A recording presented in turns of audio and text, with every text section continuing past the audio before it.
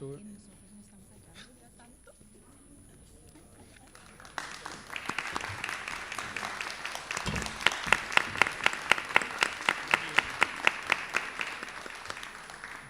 How you doing?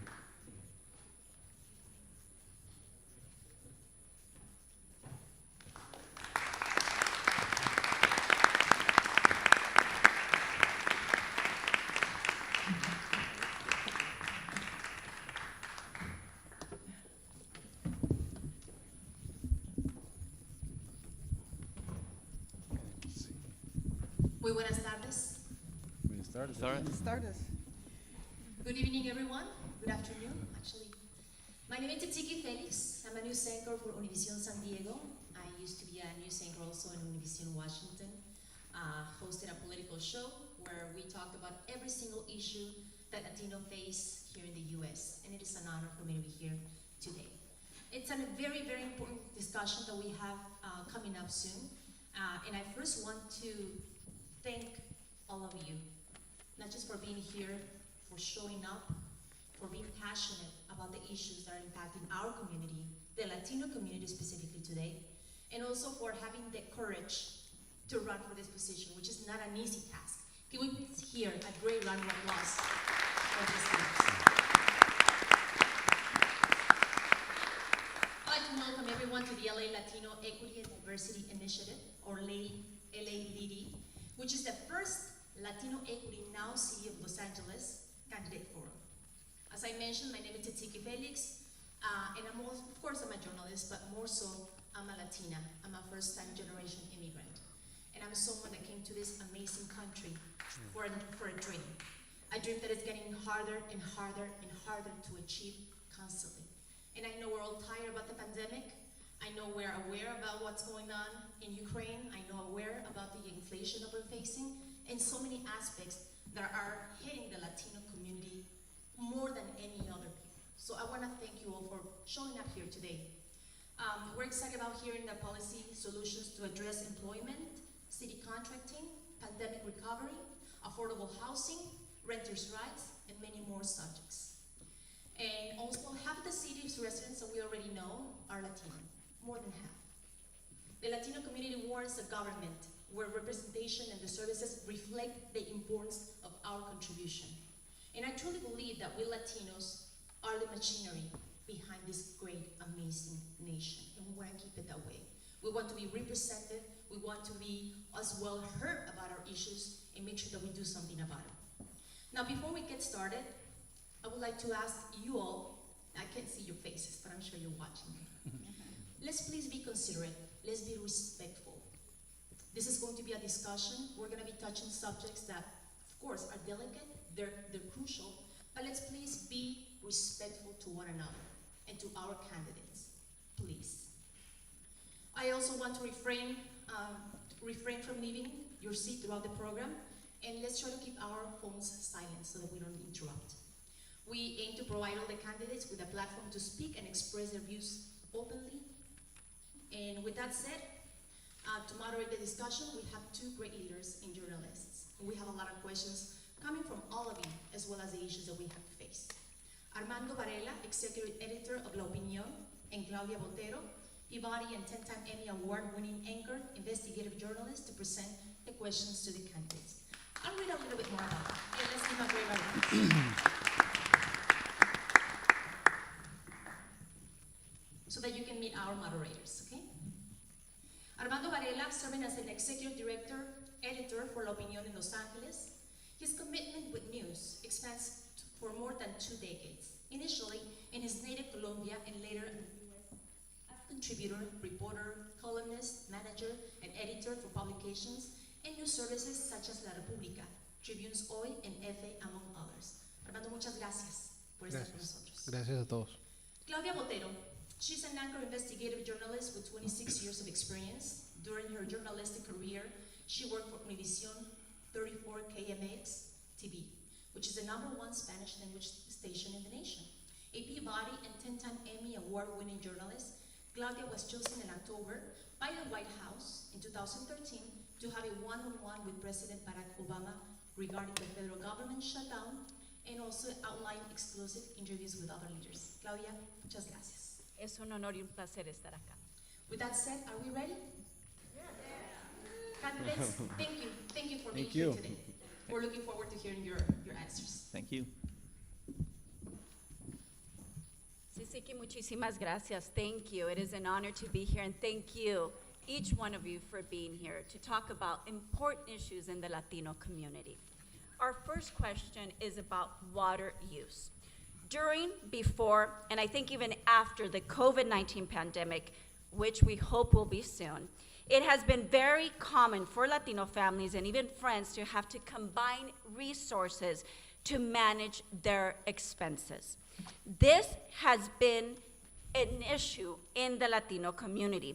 Many families have to live under one single roof to be able to survive. Metropolitan Water District has announced the tightest water restrictions in the state's history, which with the need for a 35% reduction in water use. This translates to roughly 80 gallons per person per day. Given that in many Latino households, there are multiple families under one single roof, how would you ensure that the water rationing does not disproportionately affect Latino families? If we could please start from left to right. Thank you. I'm Mel Wilson. I'm a candidate for mayor of Los Angeles City, and I thank you for the opportunity to be before you this afternoon. My belief is that for the most part, the residents and the businesses of the city of Los Angeles get their water from the Department of Water and Power. Metropolitan Water District a little bit, but mostly the Department of Water and Power. I grew up in a household that had 4 of my tios, my brother, my sister, my mother, my abuela, all of us together sharing the water, the power, all of that. So what I would say is, number one, I'm the only one that's called for a rollback in the Department of Water and Power rates. Department of Water and Power has ripped us off. They've taken $215 million of our money. So number one is, I would say, yes, ask people to conserve, but it's not fair. It's not fair when they squander $215 million of our money and then ask us to tighten our belts. So I would say they need to roll it back until we have an audit to see what they've done with our money. We all know the corruption that's gone on with DWP. 4 different people got arrested and pleaded guilty. So yes, I believe we need to conserve, but I don't think it should be a hardship on families that have multiple people living in the house. So we should roll the water rates back. That's number one. Thank you.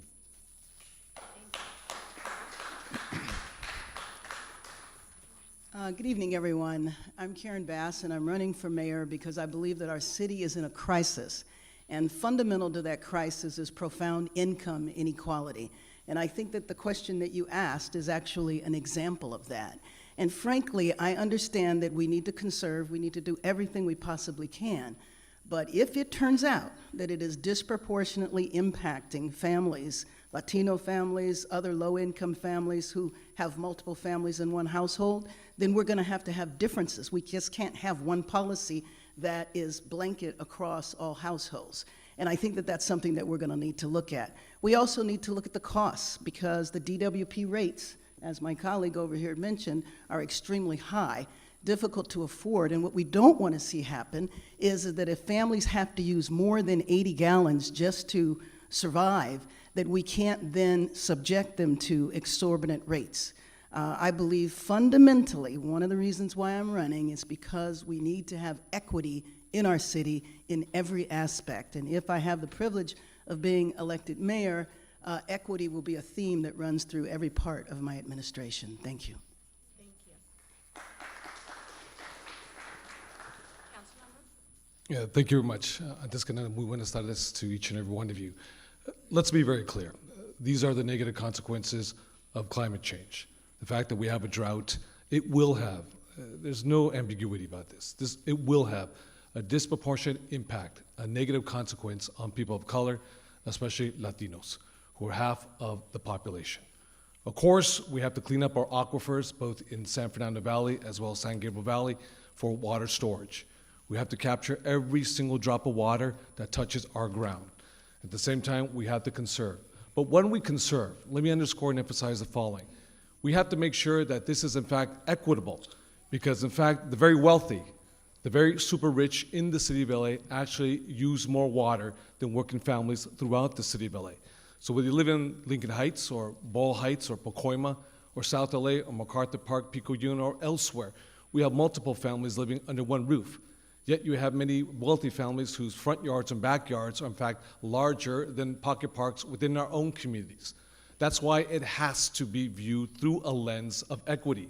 That's why every person of color, those at the socioeconomic status, regardless of the color of your skin, the percentage of water that you utilize under the families under one roof should be equitable under my administration, because that's who I'm running for. I'm running for the people who actually make this city go. Those who are the economic pillar of the great city of LA, and they should not bear the negative consequences of extreme weather patterns, the drought in the city of LA. Thank you. City Attorney. Thank you very much. I'm Mike Fewer. I'm currently the city attorney and running for mayor. So we need to be focused on what's called per capita water use. That is per person water use. So the household that has many individuals in it should have an opportunity to use more water than the household that has fewer individuals in it. Secondly, the water use that we need to be conserving the most and where we can get the most savings is from outdoor water use. That is where we can get a third savings for many households that have big yards, for example. So my view is focus on per person water use. That creates the equity that we're talking about. Focus on diminishing water use for landscaping in particular. That will enable us to conserve more water. And in the meantime, we have bold ideas we have to be grappling with, including expanding our recycling of our water, capturing storm water, cleaning up our aquifers. All these steps are going to be necessary to have a sustainable city in the future. Thank you so much. Thank you all. Second question, workforce. Latinos are at least 51% of the city's population. Nevertheless, Latinos, and in particular Latinas, have been and remain severely underrepresented in the leadership and workforce of most of the city departments. As mayor, what concrete steps will you take to ensure a real change? Left to right. Yes, thank you again. Latinos, in particular Latinas, you work hard, but you get paid the least. Latinas get 58 cents on the dollar to a white man. 58 cents to a dollar for a white woman who makes 82 cents on the dollar. So what we should do is we should call for a pay equity. Let's do a pay equity study on our city employees. Let's see where it all rolls up. I believe that it'll show that there's a disparity. There's a big separation between Latinas, Latinos, African Americans, compared to those who are the majority, used to be majority white people. So I would say that we need to start looking at and keeping it real. If there are inequities, if there is a pay disparity, which I believe there is, we need to make it right. We need to look at this and make it a part of what the mayor's office is going to do. Is he or she going to just stand up and let it happen, or is he going to talk a good game, or is he actually going to do something about it? I will fight for the working people. I'm a middle-class guy who started out poor. And you know what? I worked my way into the middle class. But I don't think it's right when you work just as hard as the next person and you get paid less. So we need to make it the policy of the mayor's office, starting from the top. Look at what you're paying people, and if you're not paying them enough, you need to make adjustments and start paying them. Thank you.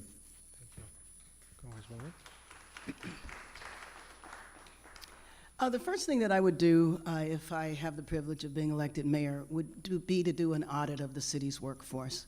So who works where? And then I would set a very specific plan to address equity. And when I said that it is going to be a running theme in every part of my administration, I meant that. And I think that you do that by, when you say affirmative action, it means that you act affirmatively, not just say you're going to do it. So I would audit the workforce, and then I would look at openings and how we specifically do outreach to the Latino population. but that's just the city workforce. I also think it's a question of jobs and, again, income inequality, because I think that's at the root cause of a lot of our problems. And I would look at a lot of our initiatives to say this is an opportunity for jobs. Let's make sure that we address jobs in areas that need the jobs, where income inequality is very strong, but have to do it with a very affirmative plan, not just give lip service to it, but actually do that. Thank you. Councilman. Gracias, Armando, por la pregunta. I'm the youngest child of a single immigrant mother with a third grade education. My mother passed away at a very young age, at the age of 54. And she passed away making $4.25 an hour. $4.25 an hour. A Latina woman who was both mother and father, a Latina woman who put the roof over my head, the clothes on my back, and the food on the table. So I know that Latina women are the backbone of this economy, because they do some of the hardest jobs imaginable. And oftentimes, quite frankly, they're not recognized for their contributions. The inequities are deep within the city of LA. Although the city of LA is an overwhelmingly democratic city, the reality is it is one of the most unequal cities in the nation. It is deeply inequitable when it comes to the issue of pay. The next mayor has to use their bully pulpit as the chief executive of the second largest city in America to make sure you demand, both in the public sector, when it comes to our workers in City Hall, as well as the private sector, pay equity for all of our people of color, especially Latina women. Listen, when I was the leader of your California State Senate, when I had the honor to negotiate minimum wage, $15 an hour, I also had the honor to negotiate pay equity within the California State Senate.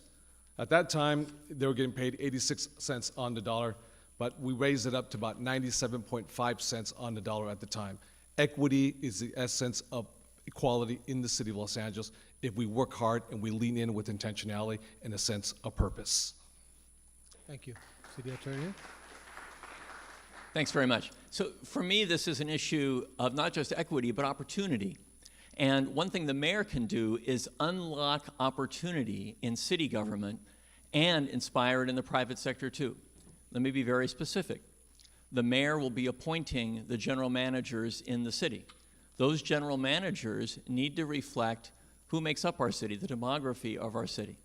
That means meaningful leadership from Latinas and Latinos in key positions in City Hall. And it doesn't just mean at the top of the charts, by the way. If you know city government, you know that there are many important managerial positions that are just beneath that top layer, and those are often the key positions that are involved in the hiring of additional people. This is an issue not just of the top of the charts, but of aggressively reaching out, as I do in my office for hiring purposes as city attorney, to attract a diverse array of applicants so that our office reflects the diversity of the city in a very purposeful way. It also involves who we hire not just in City Hall for jobs, but who we appoint for city commission positions, because those commissions have a huge role to play in doling out contracts and identifying who's going to be working in those departments. The mayor needs to be riveted on these powers because that mayor has all that authority to him or herself. Then there's the private sector, especially small businesses.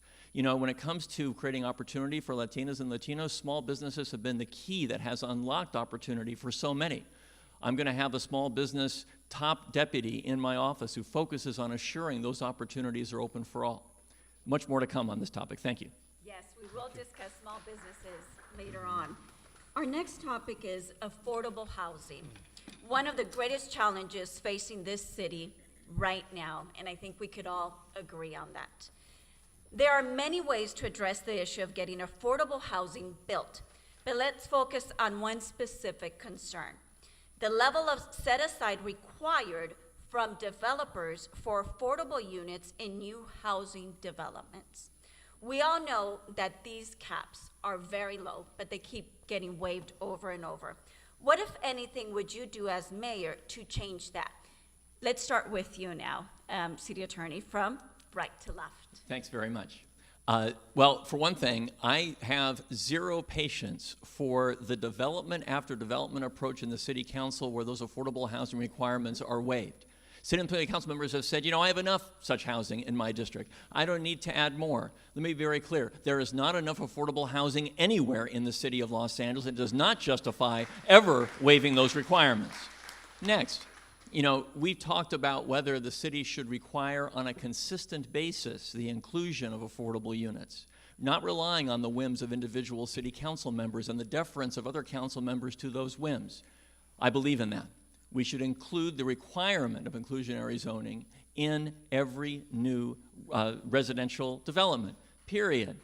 And beyond that, we need to be talking about creating other incentives for developers that go beyond those requirements to add further affordable units. I support the Transit-Oriented Communities program, for example, that incentivizes development along transit corridors, getting people out of their cars, but also increasing density in those locations. I support reducing parking requirements in those locations. Why? Because people need fewer cars when you're close to public transit, and if you alleviate that cost for the developer, then they can subsidize more affordability in the units above.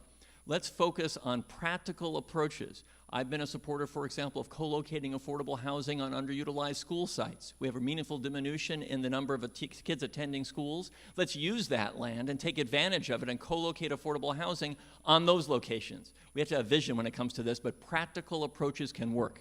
Thank you so much. Councilmember De Leon? Gracias, Claudia. I grew up, we rented a room in an already crowded house. We rented a room at the bottom of the house in the basement. So I know what housing insecurity feels like. And my story is not unique, nor is it original, because it's a story of so many Angelinos. In a city where the median price of a house is $1 million, where the average rental is $2,600, where the average household income is $62,000 a year. You either have to be super wealthy or, quite frankly, you're super out of luck. So bottom line, you have to mandate inclusionary affordability. That's just the bottom line. Because the market forces will dictate, historically, the availability. And we have 70,000 units right now that are actually vacant right now. You can go rent one right now. The question is, can you actually afford to rent luxury above market rate housing at this moment? 70,000 vacancies as we speak right now. We have to build out 456,000 units in 8 years by the year 2030. Half of them have to be affordable. Very low income, and middle income housing. The mayor has to dictate, not the market forces, but the chief executive, affordability, so we can bring our city together. Because when you don't have a roof over your head, when you always have a panic anxiety, if you're gonna be able to afford that rent, if you're gonna be evicted, if you're on the cusp of homelessness, that leads to a city that, quite frankly, is unhealthy. That's our reality here today in the city of LA. You need a mayor who's going to exercise their leadership to make sure affordability is within reach for every Angelino. Thank you. Councilmember? You know, I think one of the problems in our city is that our city has really not addressed this like it is the crisis that I believe that it is. I think inclusionary zoning, even though I support it, I think it's woefully inadequate. We are never going to address what we need in terms of affordable housing by just saying every luxury apartment has to have 5 or 10 units. We need hundreds and thousands of units. It is not right that people have to live 2 and 3 families, that people have to have 3 jobs in order to afford rent. And so we need to have affordable housing. And to me, if a developer comes along and says, I want to build 100% affordable housing, then I wouldn't say you go to the front of the line of the process. There needs to be a completely separate line to fast track people who want to build 100% affordable housing. We have a crisis of probably 50,000 people who are sleeping outside because they don't have housing at all. And we have to make sure that those people that have housing are able to stay inside, because there's thousands of people that teeter on the verge of homelessness. So I think that we have to view this as a crisis. We have to address it as it is. And I would begin with the fact that all the different levels of government own hundreds of acres of land. maybe we could build there first. So I think the crisis of the unhoused and the crisis of affordable housing are very closely connected, and our city needs to approach it as though it is the emergency that I believe it is. Thank you so much. Mr. Wilson? I grew up in Pacoima. I was raised by my single mother, my grandmother. My mom cleaned houses for a living, making $12 a day. She came home, made dinner for the kids, myself and my brother and my sister. She went back to work cleaning office buildings at night. So I know about housing scarcity. Everyone on this stage, with the exception of one, has very little experience when it comes to housing. My life has been dedicated to housing and housing affordability. The majority of the folks who I've been helping over the last 40+ years are first-time buyers. 40% of my client base have been Latinos and Latinas. So here's how we solve the problem. They've been here, they've been in charge, and look at what you got. If you want more of that, vote for them. If you want housing that's affordable, I'm your guy.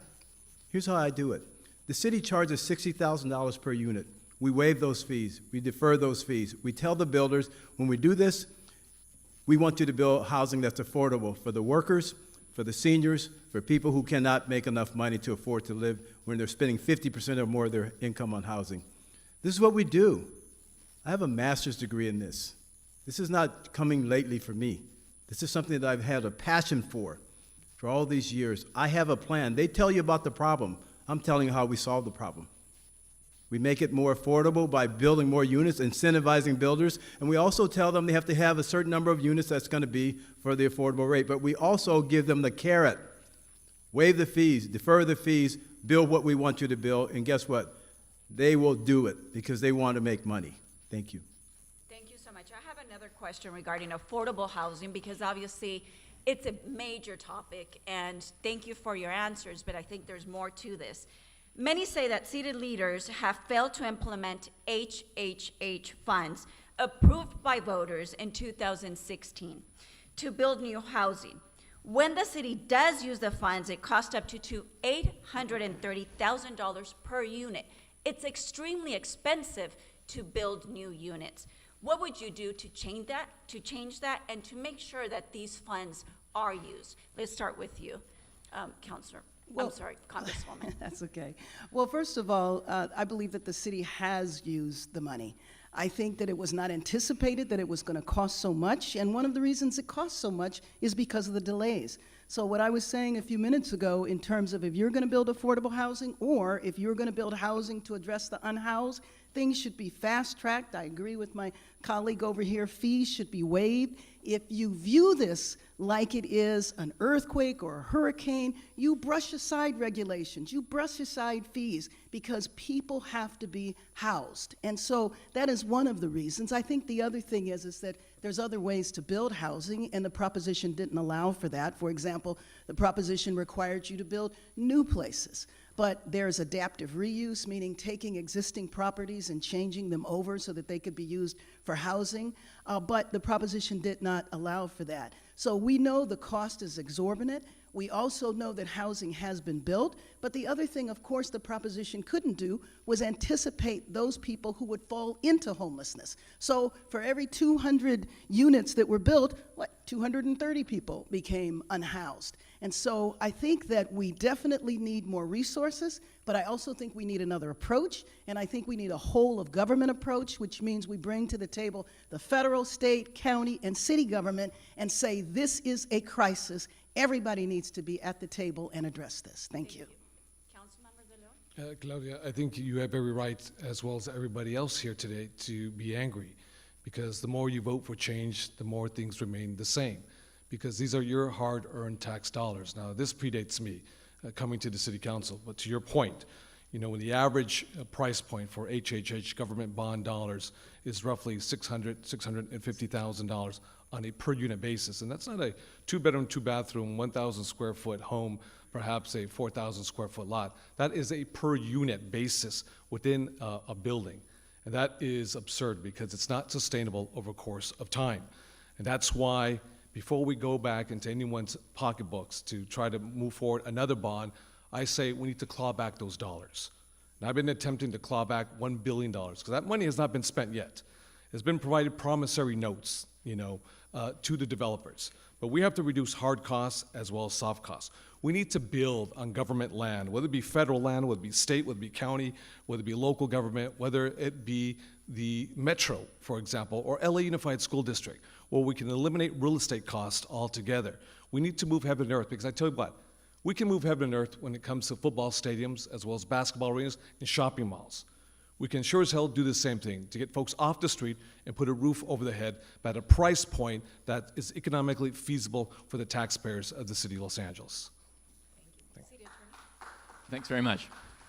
So, my first day as mayor, I create a strike team composed of the 10 general managers who touch homeless and affordable housing, and say to them, if you want to keep your jobs, we're going to cut the time it takes to cite and approve it. When it comes to applying that principle to Triple H, several thoughts.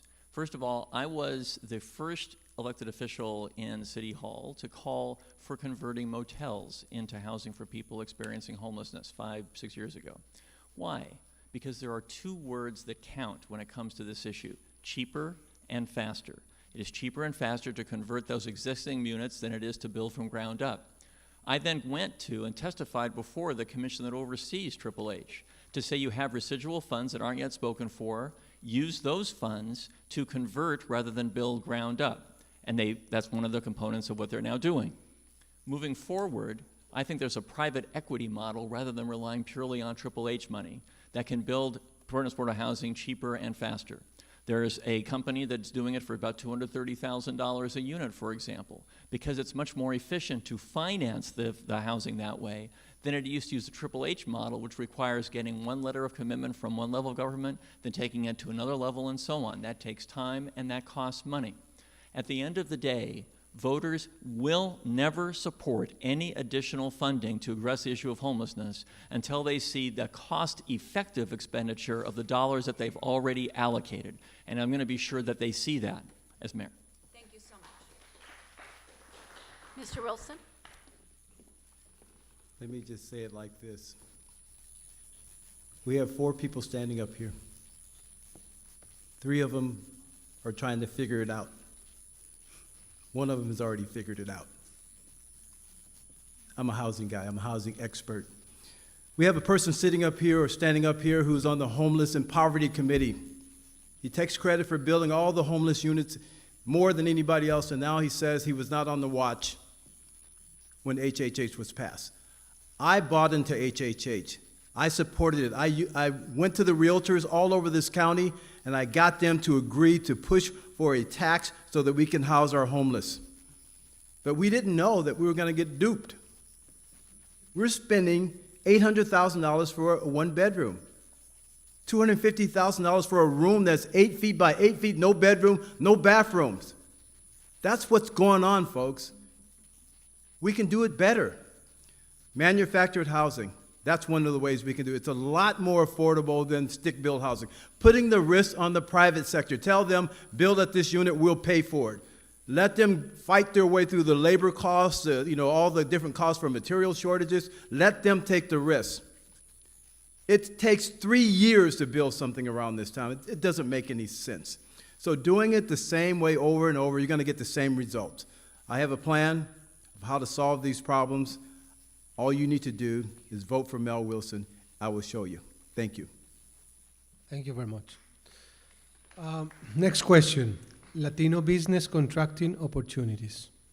For the fiscal year 2020, the Department of Public Works had an annual budget of $500 million devoted to contracting and outside services. Of that total, Latino businesses in 2020 received just $1.3 million, which represents 0.002% of that budget. As mayor, how will you ensure that Latino firms receive a fair share of contracting opportunities? Ms. Bass? Well, back to my idea of conducting an audit, I mentioned that in terms of staffing. It would absolutely also be in terms of the procurement process. And as I understand it, there's a lot of city business that is not just go to people that live in the city, but I actually go to people that don't even live in California. And I think that there should certainly be a preference on local businesses. And again, I think it's something that you do affirmatively. So I will absolutely have a deputy mayor for business in general, but a focus on small businesses and making sure that people can participate in the process. And sometimes what happens to our folks is they don't hear about the opportunities, they get lost in the process. And so I would want to have an office where staff would work with individual businesses, not just send them to a website or give them a referral, but actually do the type of outreach, the type of technical assistance, and the type of individual navigation so that they can get through the process. Again, it's one of those things that you can give lip service to, or you can have a plan to do it affirmatively, and you measure it after the end of the year. How many small businesses, how many small Latino businesses were started? Did we help? The first businesses that I would focus on, though, are businesses that are still suffering from the pandemic. But I think that the city has millions of dollars in contracts, and we may need to make sure that those are equitably distributed. The other thing long-term that we need to do is we need to look at Proposition 209, because we do have some restrictions there, and we need to overturn that proposition. That's the anti-affirmative action proposition. Thank you. Mr. De Leon? Mira, hermano, yo quisiera enfatizar y subrayar lo siguiente, porque el dato 1.3 millones de dólares, para que quede muy claro, nos deja una mancha de vergüenza, porque es una mancha de un escándalo. El simple hecho de que somos casi el 50% de la población latina inmigrante aquí en la ciudad de Los Ángeles, y los negocios pequeños es la columna vertebral de la ciudad de Los Ángeles.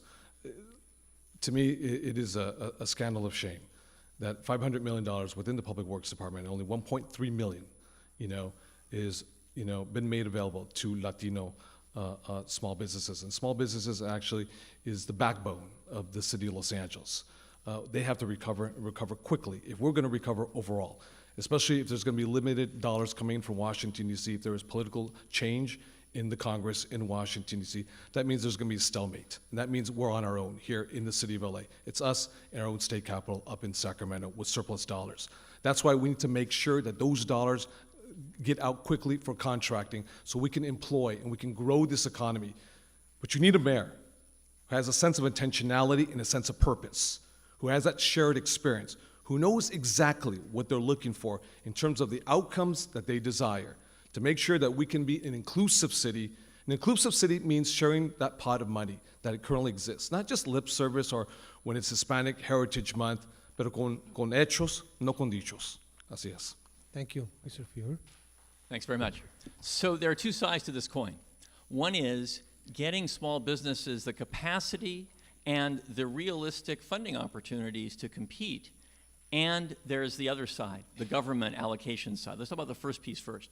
So talk to small businesses who wish to compete for city business. They'll tell you one of the reasons they don't even apply is that it takes too long to get paid. That's got to change. The mayor can control that. The speed with which people get paid dictates whether they can afford, as a cash flow matter, to participate in city contracting. Ms. Bass is right. Outreach is really important to engage in. She's also right when she says Prop 209 is an issue. Let me describe to our viewers what that means. The city charter says that a bid must be given, the contract must be given to the lowest responsible bidder. Prop 209 says you can't engage in affirmative action when it comes to city contracting. Because what I wanted to do, there was a proposition to undo all that. It didn't pass. If it had passed, I wanted to change the city charter to allow for more inclusive allocations of funds. That's constrained right now. We need to go back to the voters again to eliminate that impediment so our charter can enable us to do what all of us want to do. But in the meantime, that outreach and education to communities can happen anyway. In the meantime, we can give people the tools they need to effectively compete for city contracts.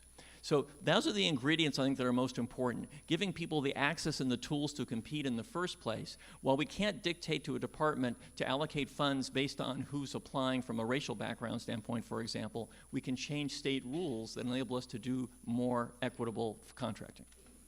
Thank you, Mr. Wilson. Thank you. I'm not a state official, not a federal official, not a city council member. They're talking about the problem, but they've been there. If they really wanted Latinos to get more contract there, why didn't they insist on it when they were on the council? Why did they not insist on it when they were a city attorney? Why did not they insist on it when they were in the House of Representatives or at the State Assembly? So everybody wants to rewrite history. The reality is they've been there all along. But what have we gotten? Latinos make up 50% of the city. Why won't they get 50% of the contracts? I don't get it. I mean, you're there, you're working. So if they really mean it, why haven't they done it? Could it be lack of leadership? Could it be lack of desire? Could it be the lack of will? Could it be the lack of know-how? When I was on the Metro board, we assured that Latinos, African American, women, minority, disabled business owners got a piece of the pie, a major piece of the pie on all Metro contracts. I served on the Metro board for Mayor Antonio Villaraigosa and also for Mayor Richard Reardon. We had teeth. This is a city that has $11 billion and you have $500 million and you only give like a peanuts? Come on. Hold people accountable. I was held accountable as a Metro board member. I fought with Richard Alatorre, Gloria Molina. I was on the board with them, fighting for Latinos, fighting for minority and women-owned businesses. Thank you so much. Now we're going to have a question from one of our sponsors, so we're going to pause briefly. Please welcome Attorney Gina Zapanta. She will ask the next question. Hello. Hi. Hi. First of all, thank you everyone for being here. It speaks volumes that you've chosen to be here tonight. 2 questions. First one, because of COVID, many young Latinos are held back behind in education. Although the city is not a school district, the city in the past has offered programs for high school dropouts and other systemically challenged students. Do you have any kind of educational initiatives in mind, and how do you intend on addressing that?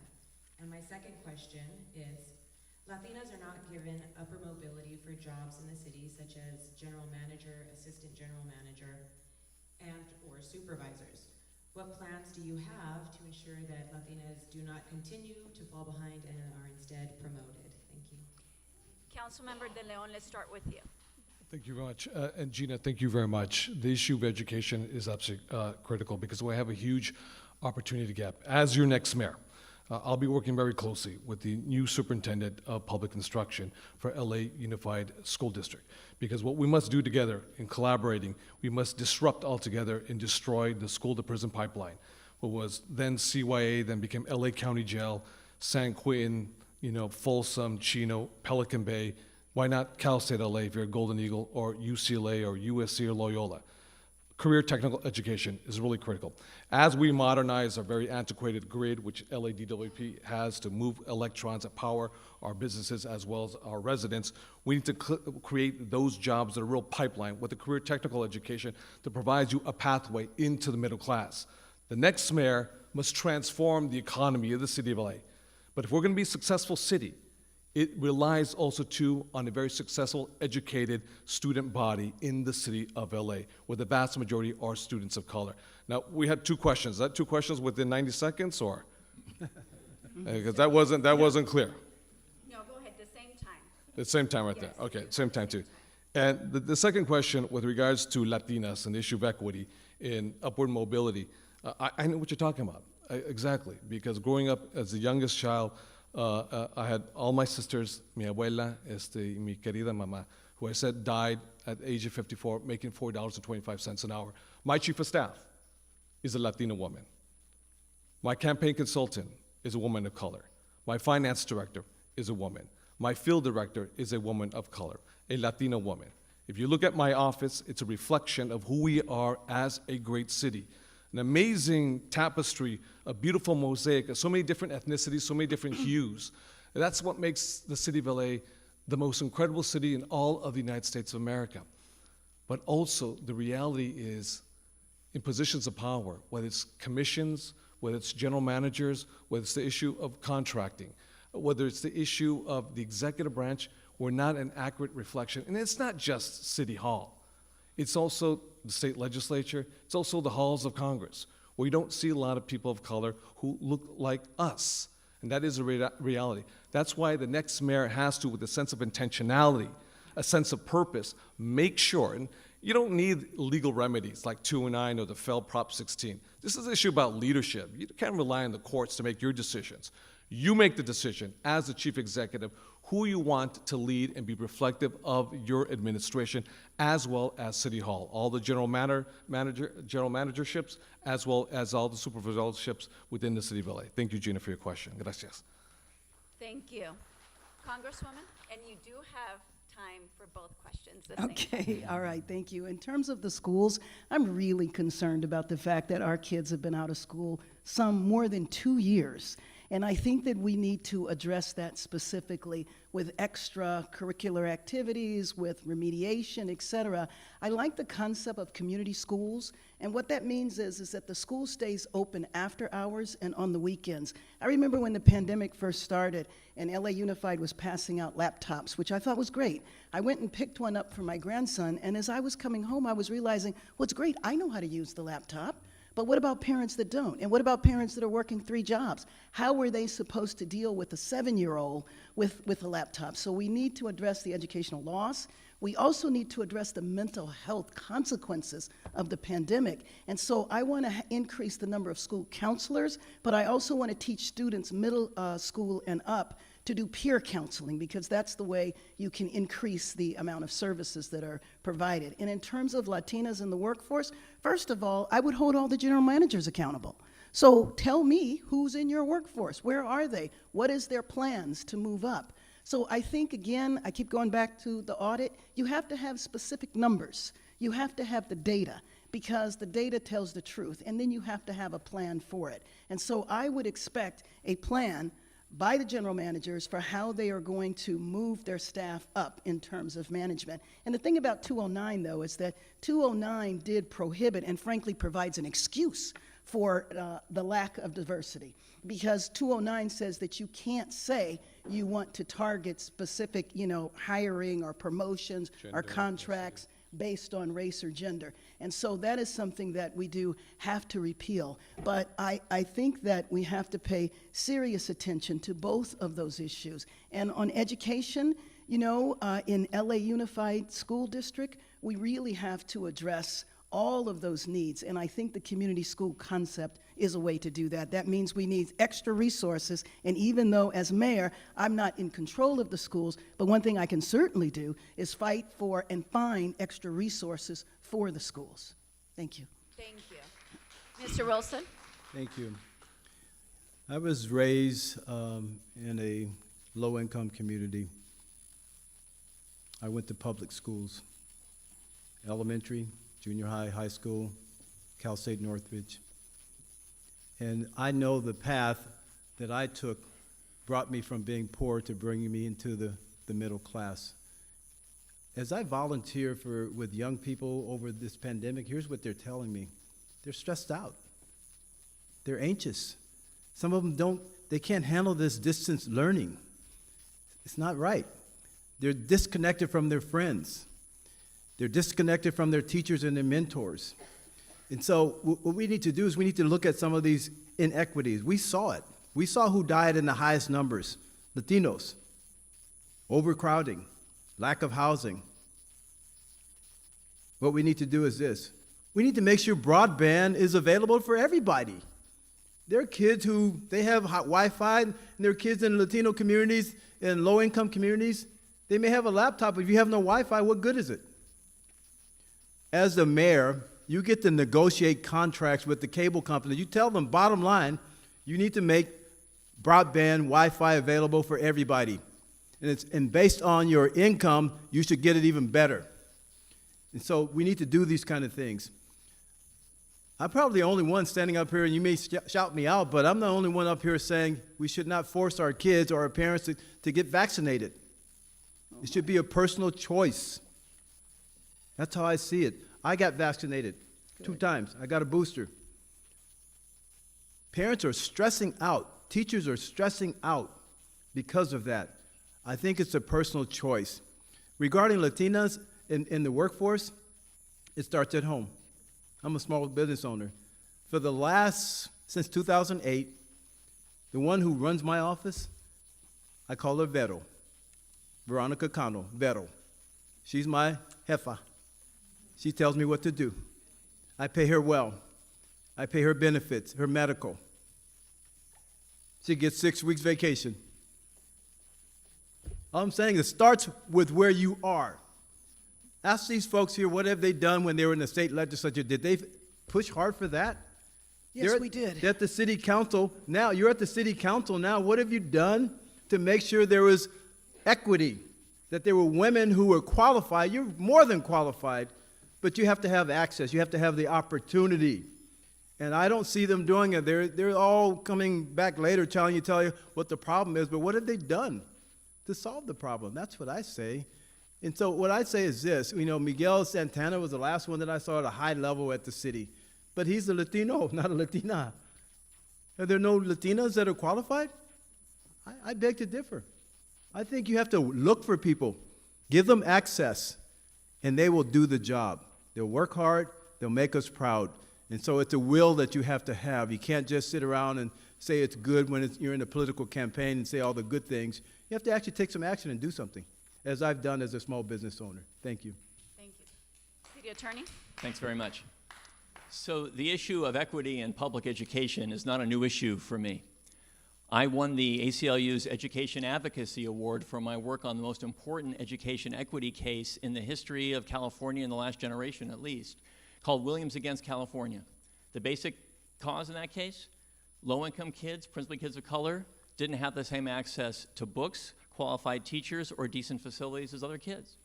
And we resolved that case for about $1 billion of additional resources for those kids in particular.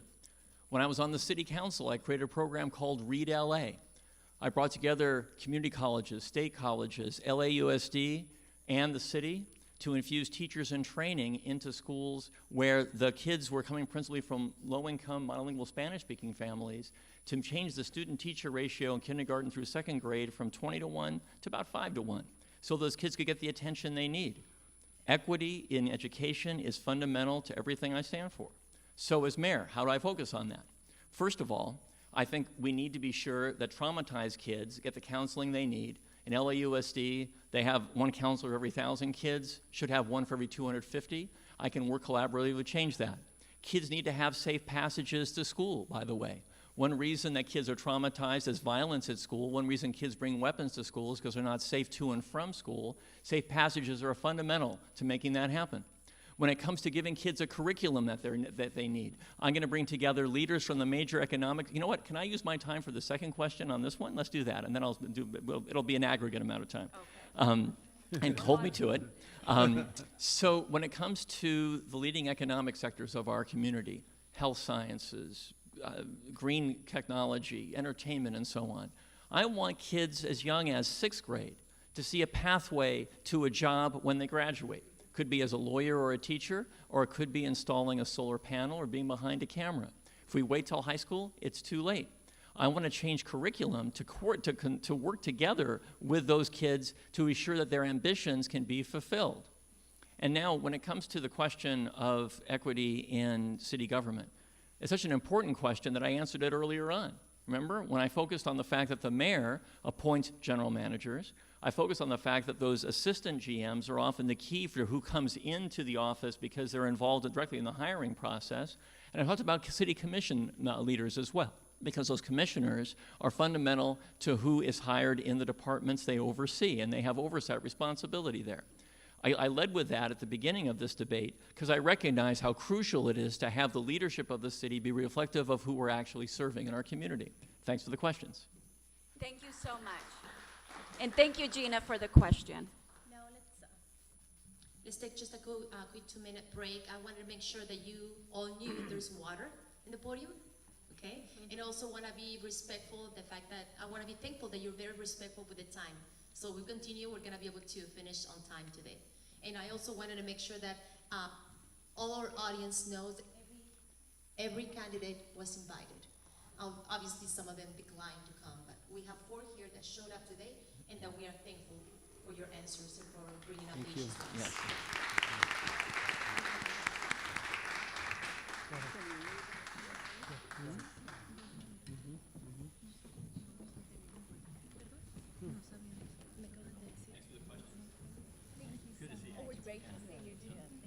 good. I Thank you. got water here. You should name the candidates, the candidate.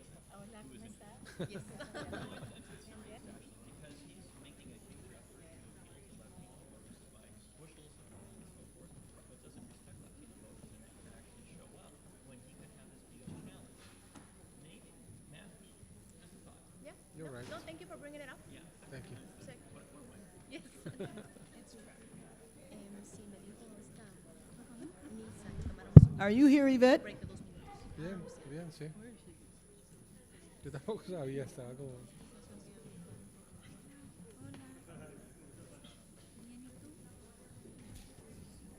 Préstame tu página de educación, la que tengo, a ver si de ahí me saco otra de las descripciones.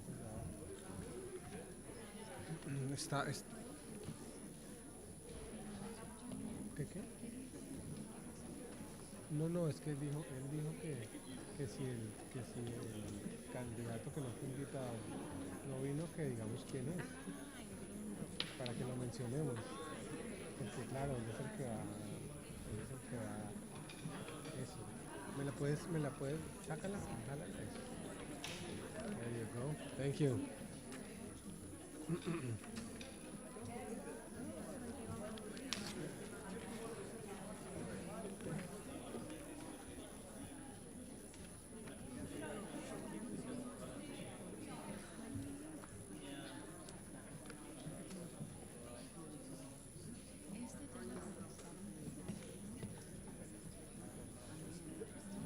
¿Tú crees? Sí.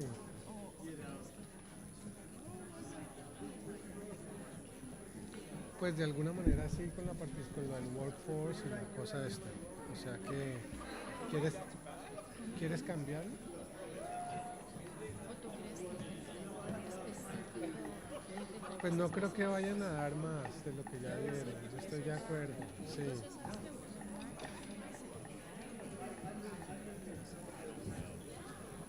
Eso.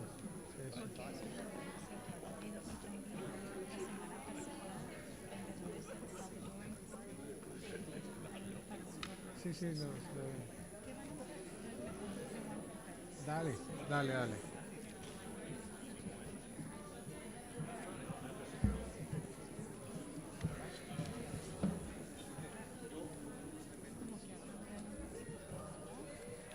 Bueno, pero es que también tiene como su dinámica, ¿no? Como su dinámica tiene la misma.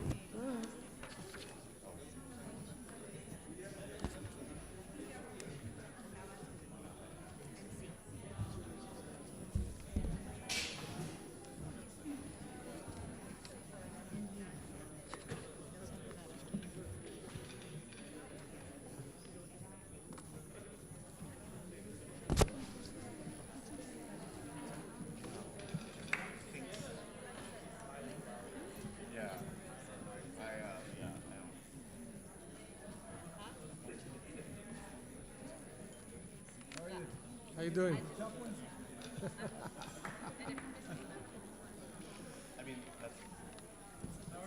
Great, thank you. How are you? Thank you so much.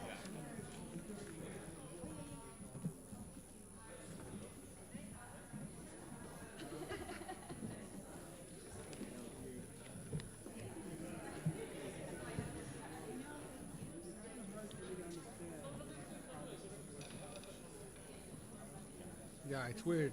It's weird. Thank you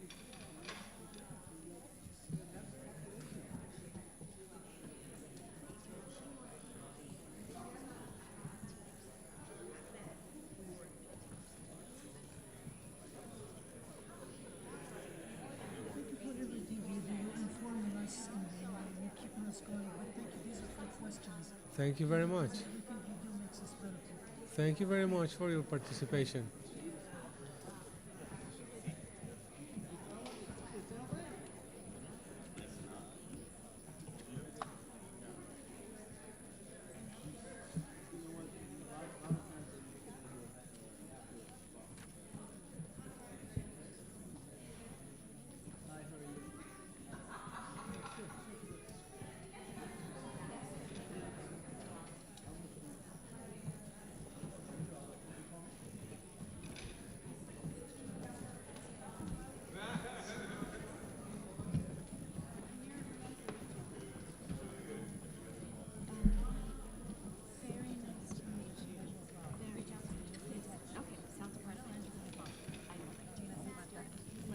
Pleasure. Thank you very much. I'd like to welcome everyone back to the program. We're going to continue. I don't see her often. Oh, that's-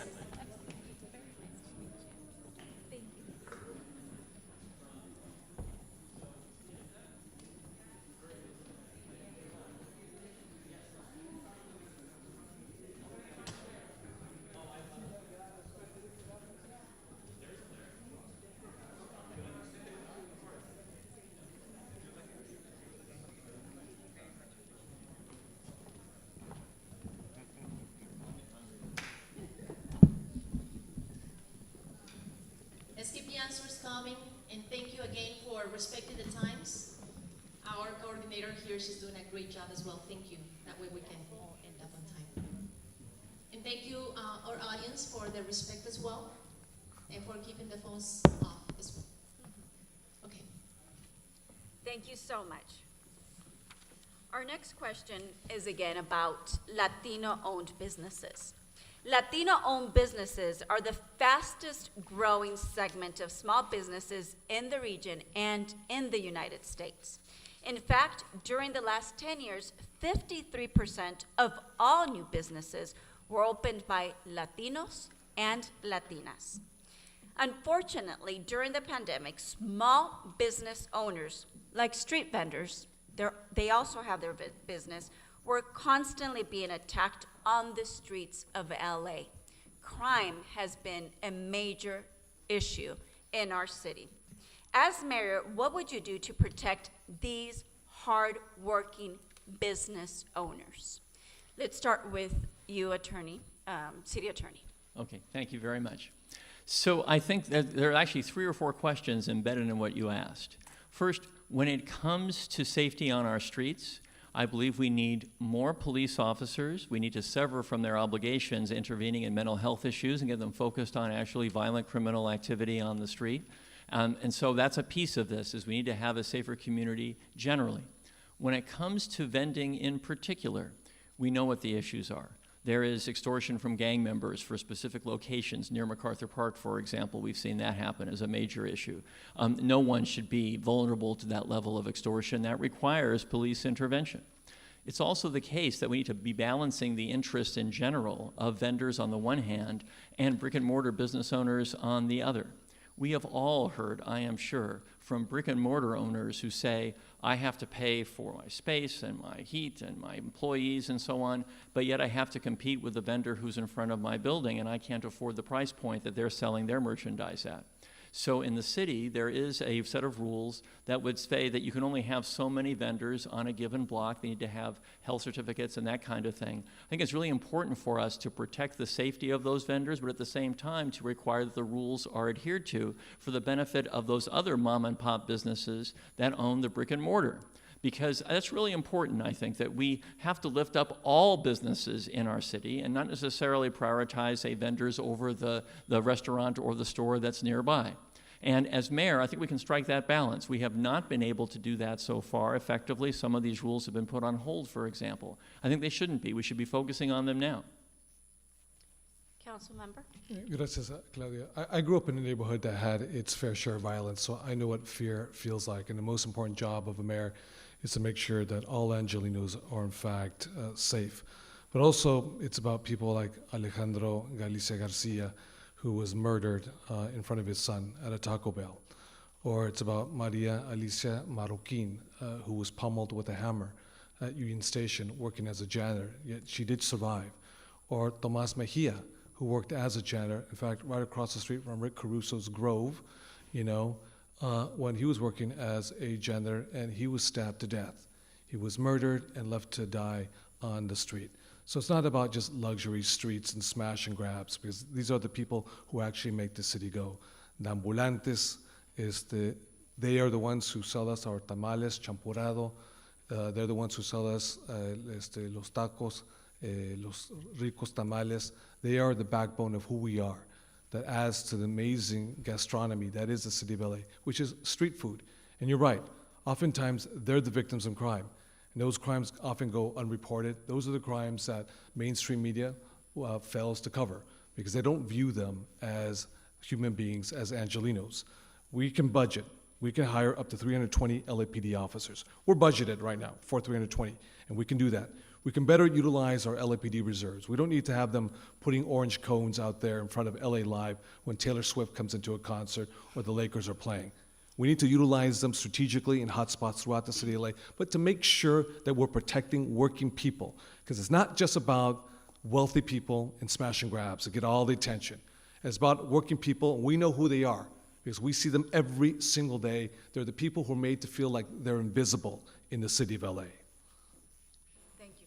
Congresswoman? With my focus on small business, one of the things that I would like to do would be to bring together our financial institutions and establish a fund, multi-million-dollar fund, for small business development. When it comes to vendors, I would like to do specific outreach to the vendors to help them grow their businesses. It would be wonderful to see the vendor move from having a cart on the street to a brick and mortar facility. And I would do that. I think that that would be very important. In terms of crime, I definitely believe that we have to address crime when it happens, but I also want to invest money into preventing future crimes. It's interesting to learn about the gang extortion. I was not aware of that. We have very specific programs and strategies on how to address gang violence, and I think that we need to seriously invest in that. So I would hire police officers. I would hire civilians first, frankly, because we're having difficulty hiring police officers. I would hire civilians so that civilians can take the place of officers who are doing desk duty, to get them on the street quickly. We're having trouble filling a recruitment class. And so while I would hire officers, at the same time, I would hire civilians to get officers on the beat and absolutely have them patrol in areas where vendors have been attacked, as well as invest in gang prevention programs. Thank you. Mr. Wilson? Thank you. As I said a while ago, I'm a small business owner. And here's what I know when I go to Watts, San Pedro, Pacoima, Boyle Heights, Jefferson Park. People are saying the same thing. They don't feel safe. They don't feel safe in our city. I want to help them feel safe. I want them to be safe. I want kids to feel safe when they're walking to schools and back. So we have to hire more police officers, patrol officers. But also we'll hire 350 mental health experts to help de-escalate, to help analyze what's going on, because oftentimes the crimes that are being committed really, what they're being accused of committing, is really a mental health breakdown. So I want to make mental illness a top priority and mental health free, F-R-E-E, free. So with respect to street vendors, there has to be a balance.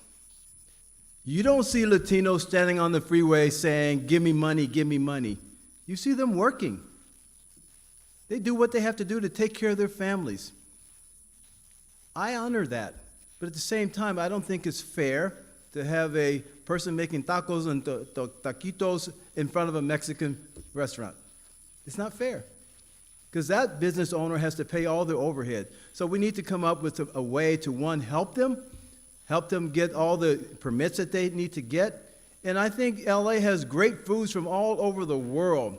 So street vending is a good thing, but we need to do it in an orderly way that doesn't crush the small businesses while we're doing it. Okay, I have a question regarding that. All of you agree that street vendors need an opportunity so they can grow and help their business and have a store.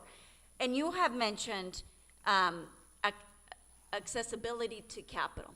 We would like to hear specific things on what would you do so that these business owners would have access to capital so that their businesses can grow. If we could start with you, Councilmember. Yes, public bank, and that's why I've always supported a public bank for the city of Los Angeles as well as the state of California, because oftentimes they can't get access to capital.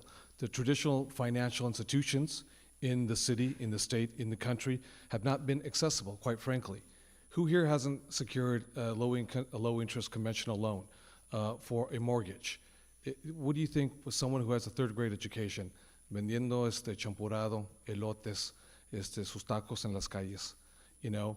without any access to capital, especially if you're an undocumented immigrant who's contributed greatly to the city of LA, to the coffers of the state of California. But you can't take money out, but you can put money into the system. That's been one of the problems. You have to create a public bank and have that bank that's capitalized so you can provide low interest rates. You can provide that capital. Without capital, everything else is theoretical. It's all aspirational. It's well wishes. It doesn't come to fruition. And if they get access to capital, as you point out quickly, 53% of those new businesses, small business owners, have been Latinos, and a lot of them have been Latina women. They hustle, they move, because they know they have to pay the rent, take care of their kids, especially madres solteras, like my mother. They're the ones who move the most right there, but they need access to capital. Whether the traditional banking institutions simply will not give them, access to capital. And they work hard to improve their Fair Isaac FICO score, to improve the quality of their paper. But if we have a public bank, we can get access to the capital. And that's what I'll do as the next mayor of the city of Los Angeles. Thank you so much. Congresswoman? Sure. When I described it earlier that I would have a fund, that I would convene the financial institutions and have a multi-million-dollar fund, it was for those purposes, specifically to deal with small businesses who have difficulty accessing capital. But it's not just accessing capital, it's also the technical assistance that is needed. So it's one thing to say, here's a loan, but how do you work with the individual so that they understand what the process is? And what happens often in our communities is, again, we're told to just go on the website or go in the office. We get lost in the process. We don't understand how to go from A to B, but that's why I would have navigators there. To open up access to city government, to open up access to the bureaucracy, people need assistance. It's one way that people wind up being excluded is because they can't figure out how to navigate their way through the process. So the technical assistance, the loans, it might even be a microloan. Sometimes the worst thing you could do is give somebody too much money and then they get into trouble. So just like we have programs for first-time homeowners where we put them through classes and at the end of the classes they're able to get assistance with a mortgage, you could do the same thing with small business owners. And so especially if you're talking about street vendors, there's a lot of technical assistance that's needed. It's not just financial, but it's also how to navigate the health and safety requirements and regulations. I would cut bureaucracy where we can, wouldn't want to cut it to the extent that it compromise public safety or public health, but there are things that you can do to assist businesses to grow. Thank you so much. Mr. Wilson? Thank you. Access to capital and creating generational wealth. This is how we get ahead. Political capital, don't pay bills. We elect politicians, they don't always take care of us. But when you show someone how to save their money, how to build their credit up, as I've done for 44 years, I just helped Hector. Hector living in a one-bedroom apartment with his two kids. They're 17 and 19 years old with his wife. For 11 years, he saved money. I said, Hector, you need to save your money. He was able to buy his first house in my beautiful downtown Pacoima. And that was a Hector. So here's what we do with capital. Let me just keep it real. Banks are greedy. And for the most part, they're corrupt. How do I know? Because I've watched them. They're not going to give you a free loan. But here's what we do. We already have federal statutes. The Congresswoman knows. It's called the Community Reinvestment Act. It requires all the banks to loan into the low-income communities so that they can get permission to buy other banks and merge and do other services. We have tools already. We're just not using them. When I was in Pacoima, I was 30 years old, elected Pacoima Chamber President. We had a food desert situation. We couldn't get money. You know what we did? We went to Mayor Tom Bradley and we said, Mayor, help this developer. Give him a low-interest loan that is forgivable. We built our first shopping center right there in downtown Pacoima. I believe in giving folks loans and making them forgivable. Let's say you give them a loan and they hire people with 20% above their minimum wage. We tell them, you keep them on the payroll for a couple of years, we forgive your loan. These are the incentives that we can do to help businesses and people create generational wealth. Thank you so much. City Attorney? Thank you. So when I was a legislator in Sacramento in the teeth of the Great Recession, the speaker asked me to co-lead a program to create access to capital for small businesses throughout the state of California. And a lot of the ideas here are part of that toolkit. Yes, the Community Reinvestment Act could be a meaningful tool. What does that mean on the ground? It means that banks, as a condition of being able to do business in a community, are required to invest in that community. And the mayor can play a role in weighing in as to what those investments look like. It could involve micro-lending. It could involve something more substantial to allow, for example, a down payment on a new physical location.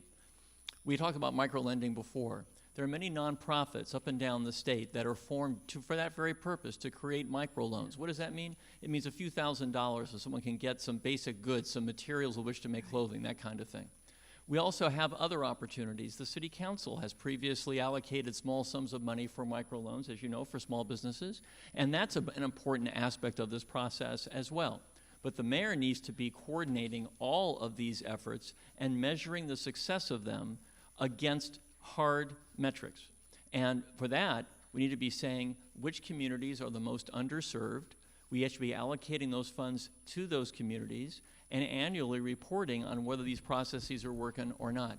And a bank that isn't doing its job, for example, we should be resisting allowing them to continue to do business in the city. And for example, the mayor can say that that bank can no longer do business with the city of Los Angeles because they're not doing enough to contribute to the communities we serve. Thanks. Thank you very much. Let me go back a little bit when we spoke about violence and attacks to businesses. We need to speak about police killings and misconduct. Police violence and misconduct are real problems among minorities. More than half of police killings in Los Angeles County are of Latinos, and Latinos are frequent victims of brutality. But too often we are not part of the public discussion about bad practices. What will you demand of your police commission to stop misconduct by the police? Thank you. You know, in Pacoima, my friends were Chicanos.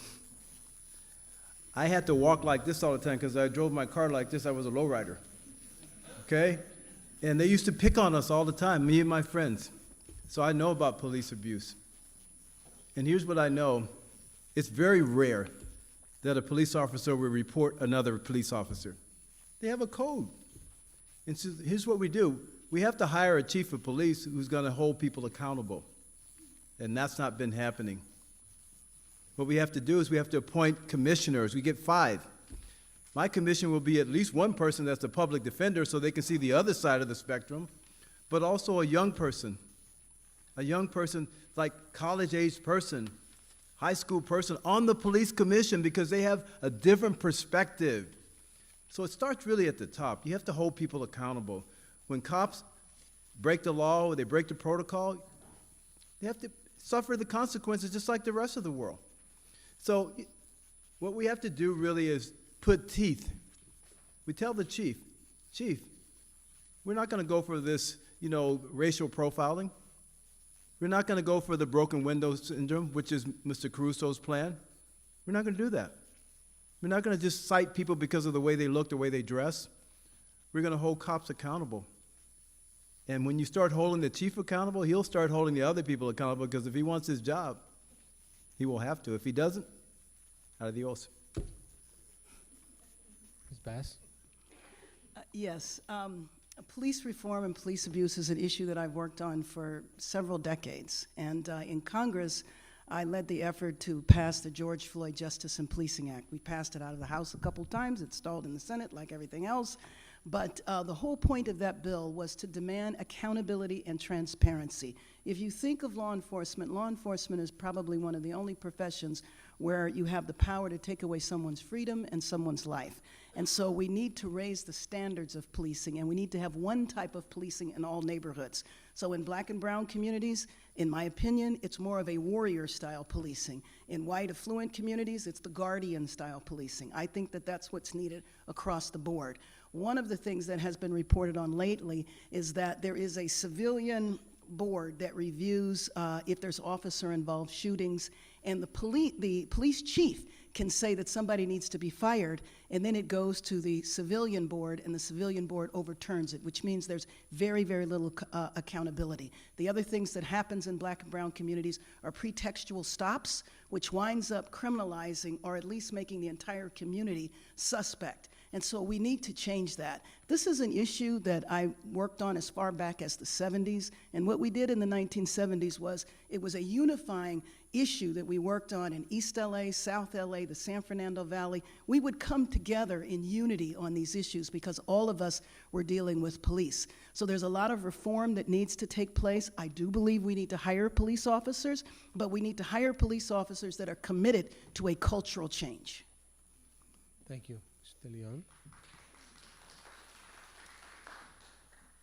Thank you very much for the very important question. I think that police reforms, I think treating people with professionalism, with dignity and respect, and making sure that we enforce our laws are not mutually exclusive. In fact, they're compatible with each other. They are very inclusive. Let me underscore the following, that the majority of LAPD officers today, in fact, are people of color. The plurality of the LAPD officers today are, in fact, Latino. In fact, if there's one institution who's done an incredible job in terms of diversifying, its rank and file members, better than the University of California, better than Congress, better than the state legislature, better than City Hall, is in fact the LAPD when you look at the numbers and rank and file. But that being said, you have to change culture within the institution. And that starts with the LAPD Academy, one of the very few police departments in the nation that has its own police academy. And you have to change the culture that exists within the academy, because the old norms, the old values, the old mores, if you will, of that warrior mindset that Karen just talked about before is still predominant within the culture, within the LAPD Academy. So if you get a young Latino who comes out of Boyle Heights or right here, Lincoln Heights or El Sereno, or MacArthur Park, Pico Union, or South LA, is eager to be part of his community and protect his community, and goes through the LAPD Academy, that's a very different culture, and it changes people. And that's why treating people with dignity and respect, regardless of who they are, and regardless of where they come from, regardless of the color of their skin, and regardless of their legal status, every Angelino deserves that type of respect. And we can do that with the right leadership and with the right police chief, changing the culture in the LAPD Police Academy. Thank you. Mr. Fuhrer. Thanks very much.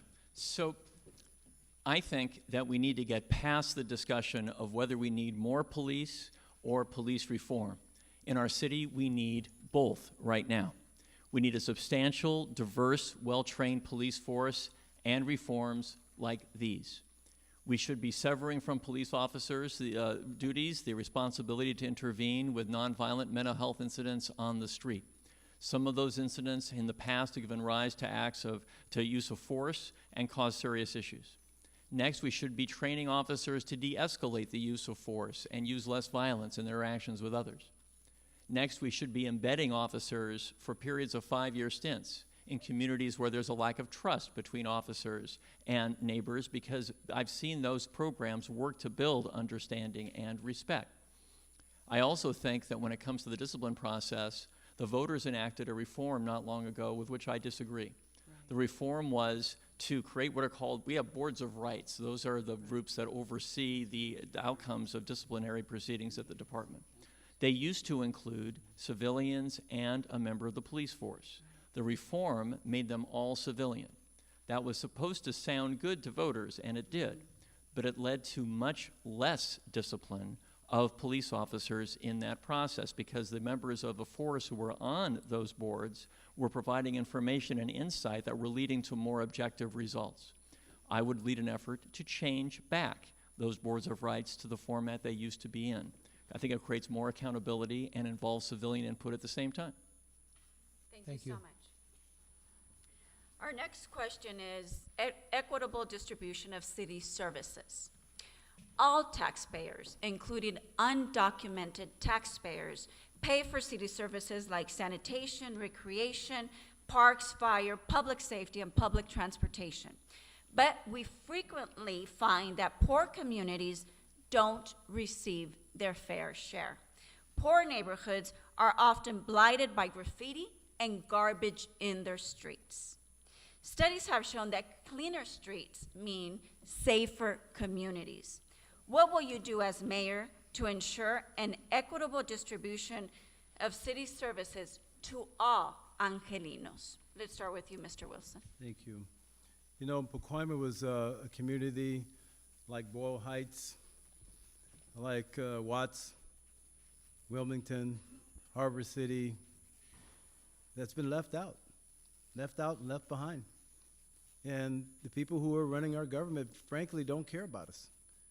You know, yesterday I went from Athens through all the way down to Council District, not sure what district it is, but as soon as I got out of Huntington Park, what I saw was streets that were almost tore up my tires, man. Why? How is it that Huntington Park, Bell can have nice streets and LA can't? How is it that Pacoima has beat up streets, no trees, and other communities do? So it's a matter of your focus. The mayor has a budget, but the council members need to be held accountable. I don't know who represents Boyle Heights, but there's an epidemic of trash there right now. And people are mad because they're not picking up the trash, illegal dumping going on all over the city. And so what I do is we hire more sanitation workers. We have a lot of sanitation workers that are retiring out so we can hire them at even lower wage than when the ones who've been in for 30 years. So we have to put our money where our mouth is. We have to hold people accountable and say, we're going to target these communities that have been left out. We're going to start planting trees in Pacoima so we can have a tree canopy in other communities like that. Thank you. Congresswoman? In 1990, I started an organization in South Central called Community Coalition, and we started it intentionally as an African-American Latino organization. That was right when the demographics were getting ready to change, and we started it because we wanted to address the crime and the violence and come up with ways to address that without incarcerating people. But one of the things that we spent a lot of time doing is dealing with issues exactly like you said, city services. So we would have to organize neighbors, we would have to take pictures, we would have to go down to City Hall, and we would have to fight for city services. One of the biggest issues we were dealing with was illegal dumping. And you would go into alleys and they would just be filled with all kinds of garbage. So to me, the word equity means equality is everything is the same. Equity means there needs to be more services in areas that are underserved. It needs to be more intense. And again, it has to be intentional. You have to plan for it. But my message that I would send to general managers and throughout the city, if you believe in equity, then you have to address it in every single way. It's not just about hiring, it's not just about positions, but it's also about city services and city resources. So there is no reason to go to one council district. One issue we dealt with was we had 54 motels in one city council district in South LA and no tourists. So you know what was happening in those motels. So we tried in the 90s to say, why can't we use these motels for people who are unhoused? So we have to look at our inner city areas, the areas that are experiencing the difficulty, whether it's city services or crime, and pay more attention there. Thank you. Thank you. Gracias, Claudia. I had a very unique situation when I inherited, with incredible honor, my district I represent today, City 14, had an 8-month vacancy. And that 8-month vacancy during the global pandemic, we had trash that piled up, incredibly so. I inherited the largest homeless population in the entire city of Los Angeles, with no political representation for almost one entire year. But I'm not waiting for a fancy title to lead on these issues, because I'm leading right now. And that's why I've already introduced the Clean Streets Now program, which will double down on the budget for LA sanitation when it comes to illegal dumping, because you're absolutely right. And my friend Mel Wilson's absolutely right, as well as everyone here today. That is, communities of color, those communities that have been disproportionately impacted by poverty, those are the communities that suffer the most when it comes to illegal dumpings. Folks who come in through the darkness of the night, and all of a sudden you have construction material, all of a sudden mounds and heaps of trash, all of a sudden you see refrigerators, washers and dryers, microwave ovens, flat screen television sets. And this happens every single day. Like, we're the VIP concierge maid service for folks who come out of the city to to dump in the middle of the night. And that's why we're doubling down on this issue, my program called Clean Streets Now. We have to do it, we have no other choice. But it is an issue of equity, because they don't do it in Brentwood or in the Palisades or Bel Air. They do it because they feel they can get away with it in our communities. That's why it's our turn collectively to stand up and have our voices heard and to say enough is enough. And that's why we're going to move forward with Clean Streets Now. Thank you. Thanks. So I've gone to all 101 neighborhoods in the city in the course of this campaign. And I've seen the fact that our streets are filthy in so many neighborhoods. So months ago, I proposed 1 million more hours of neighborhood cleanup and beautification. And to your point, Claudia, as to why we want to do that, it's not just a quality of life issue. There have been studies that show, there was a study out of Philadelphia that showed if you just clean up vacant and blighted property, there's a meaningful decrease in gun violence. Many reasons to do this.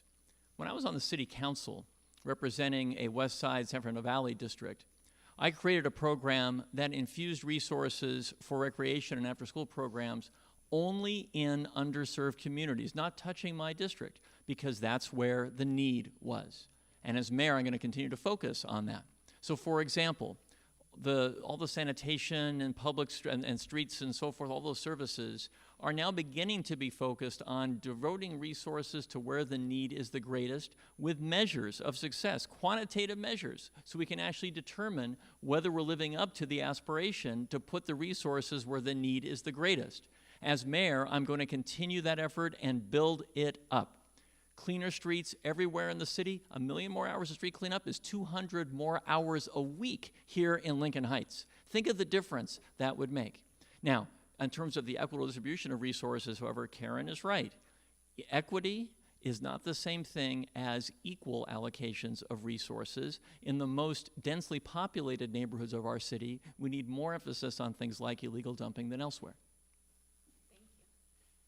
Thank you. Homelessness.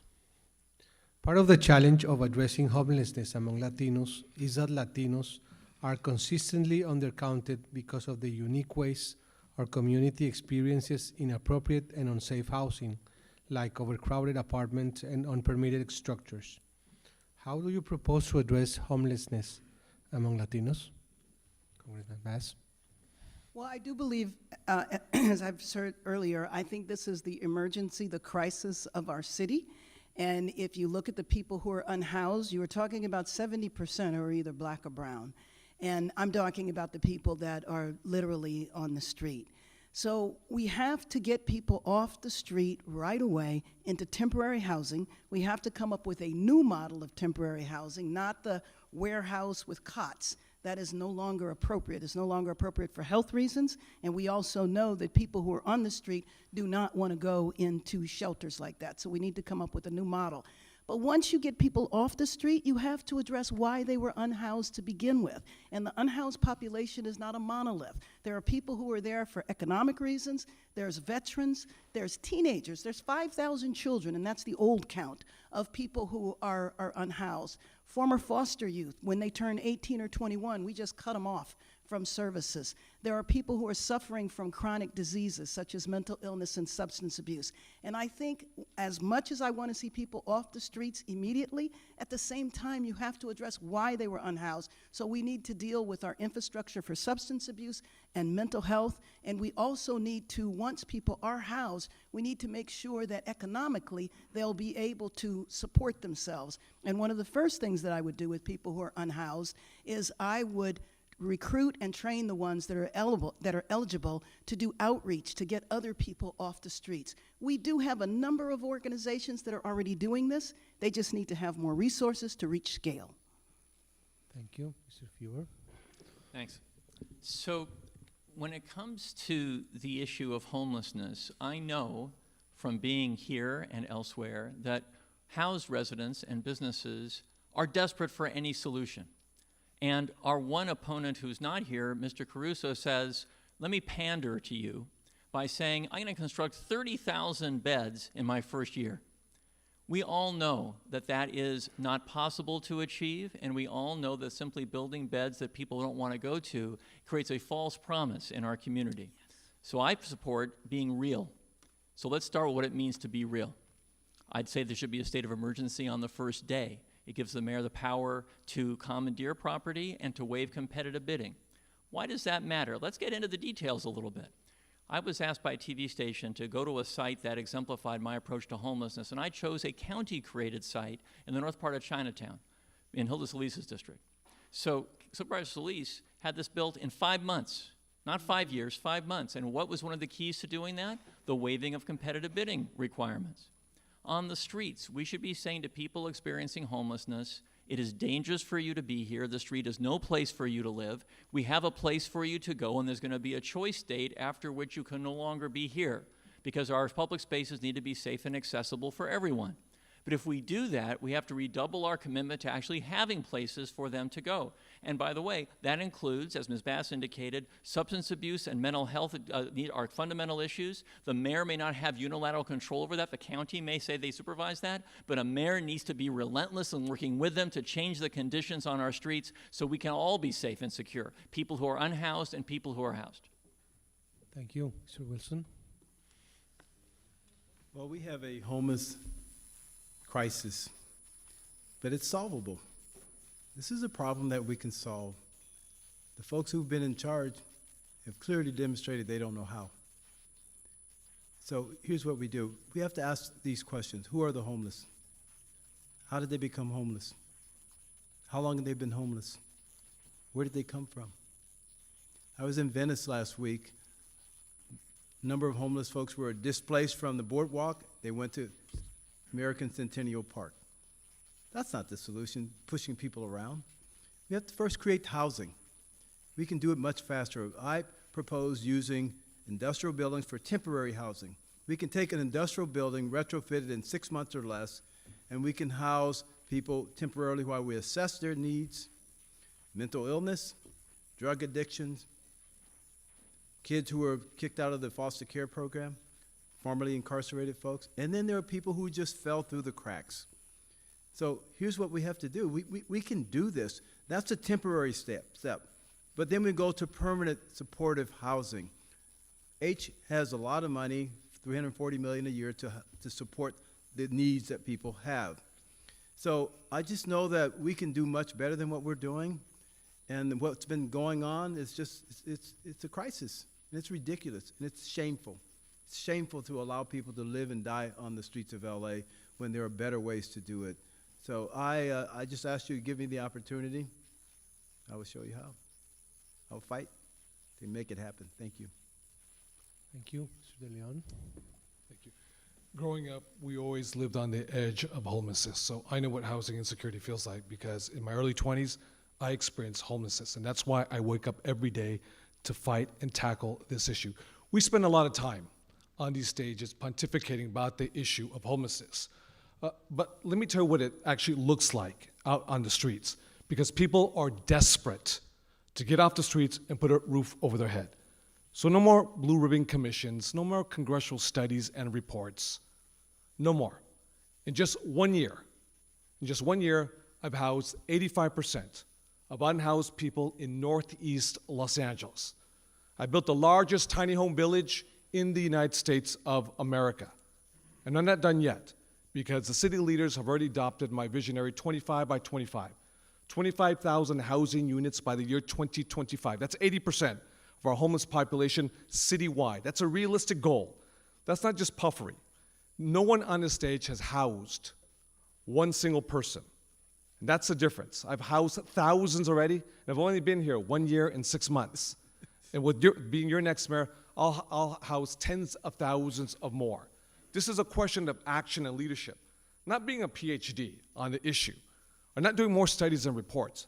You want action so we can have safe streets and clean streets, so we can provide dignity and respect for our unhoused neighbors who are experiencing homelessness, and putting a roof over their head. Go to Highland Park off the 110 freeway, Arroyo Seco, and you see the tiny homes. Go to Eagle Rock, where, by the way, I've been the subject of 2 recall attempts, but we move forward and we get it done.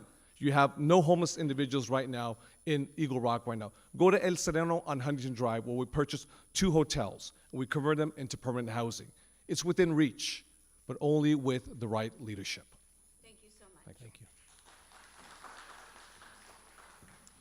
The United States is a nation of immigrants, and the city of Los Angeles stands out for its high percentage of immigrants, approximately 37% of the city's total population.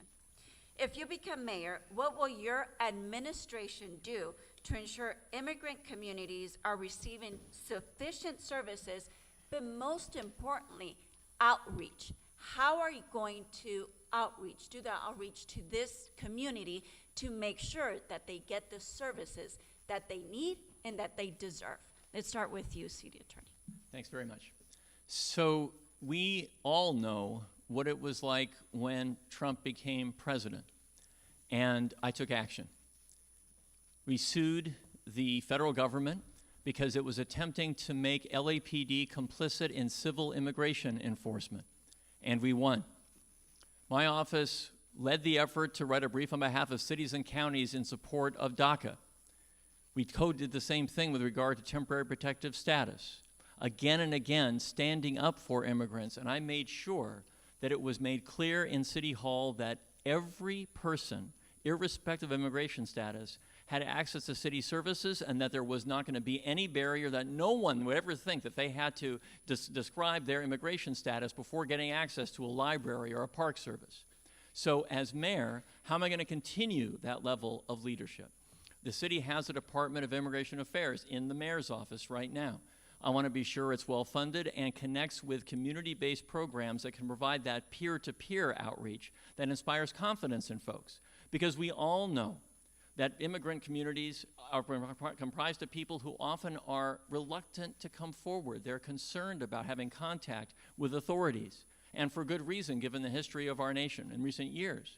So that requires community-based programs connected to the city where individuals who are immigrants themselves reach out to others to say, it's safe, come forward, we'll provide these services for you.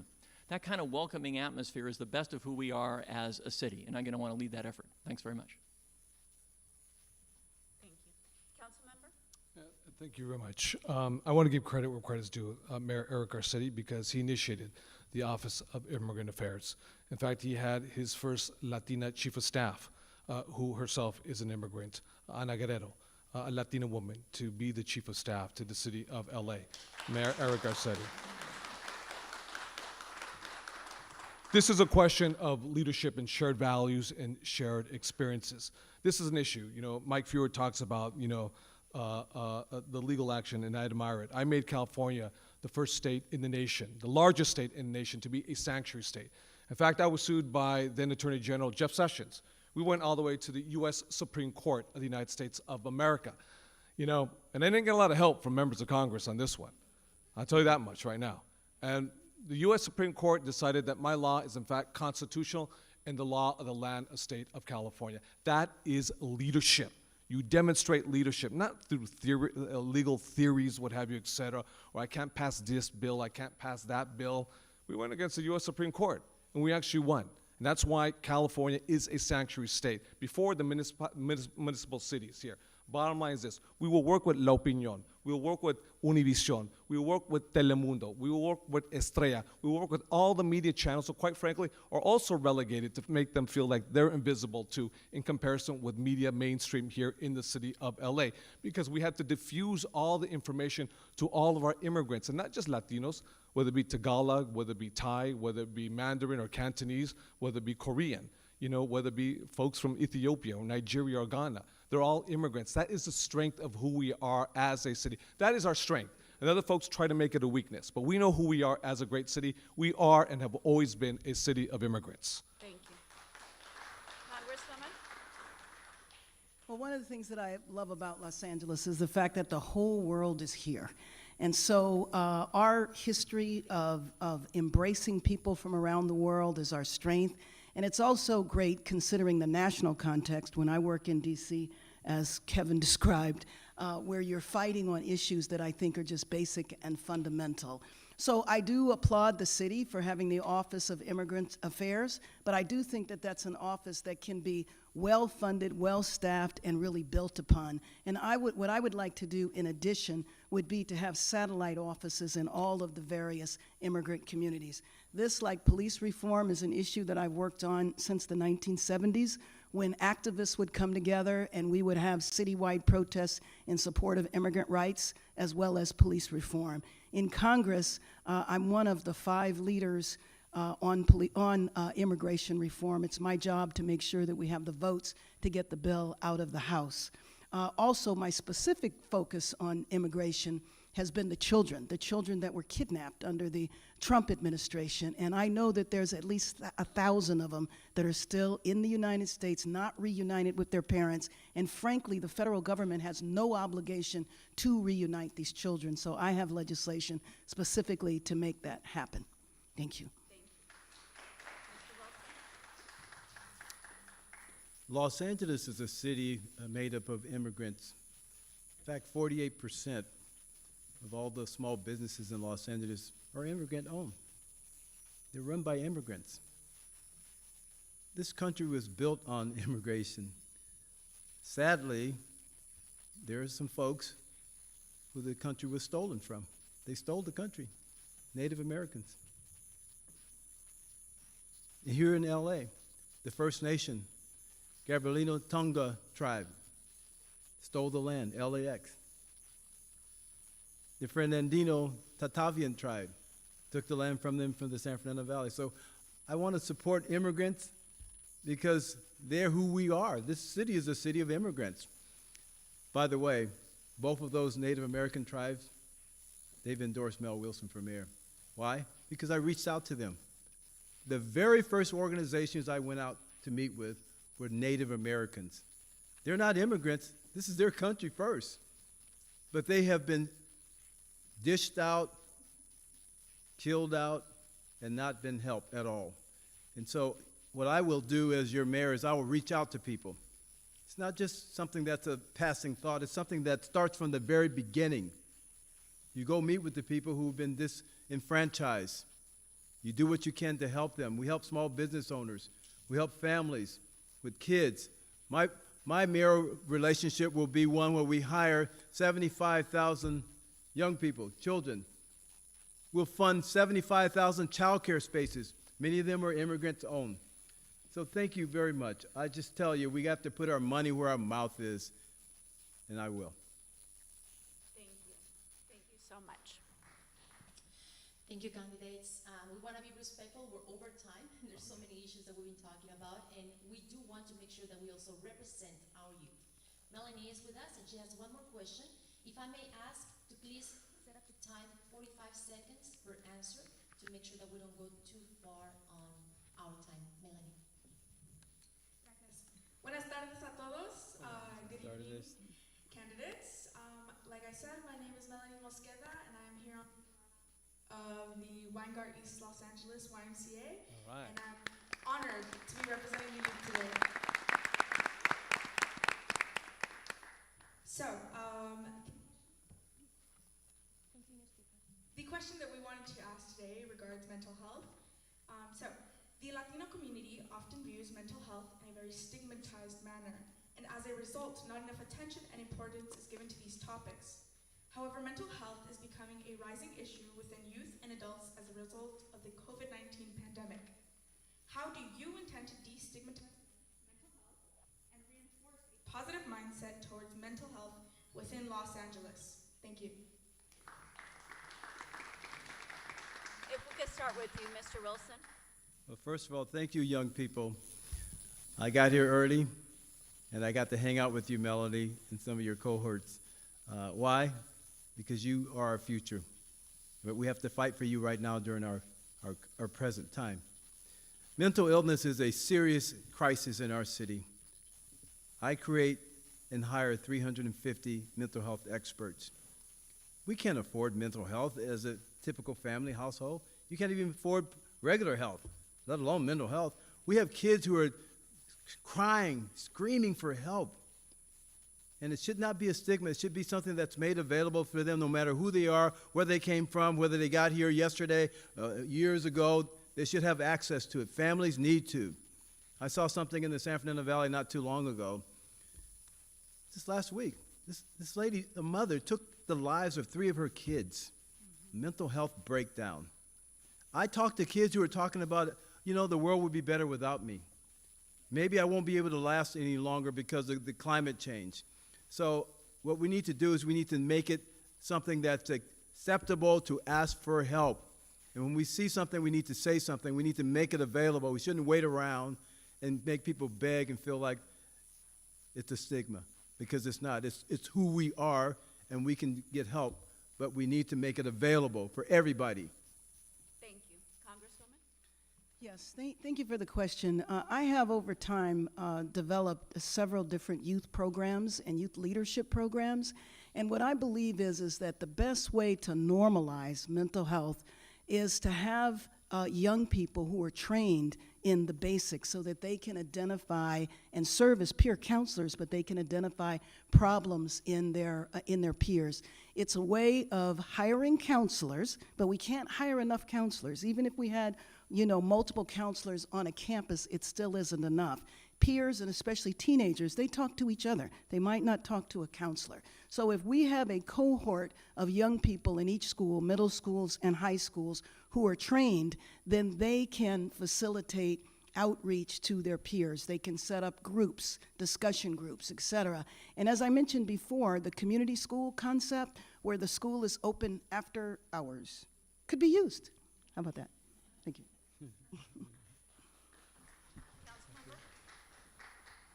Thank you, Millie, for that very important question. And whether our family members, our friends, or loved ones suffer from depression, anxiety, PTSD, whether it's schizophrenia, whether someone in our family is bipolar, this is what we're going to shatter, you know, as a community.